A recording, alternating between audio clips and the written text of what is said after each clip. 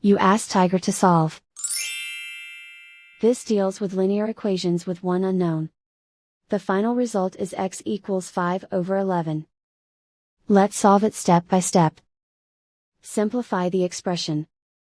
Expand the parentheses. Multiply the coefficients.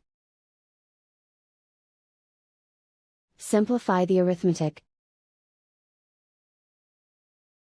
Expand the parentheses. Group like terms. Simplify the arithmetic. Group all constants on the right side of the equation. Subtract 19 from both sides. Simplify the arithmetic.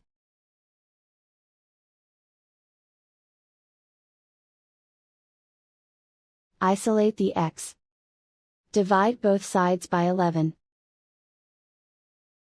Simplify the fraction. And so the final result is x equals 5/11.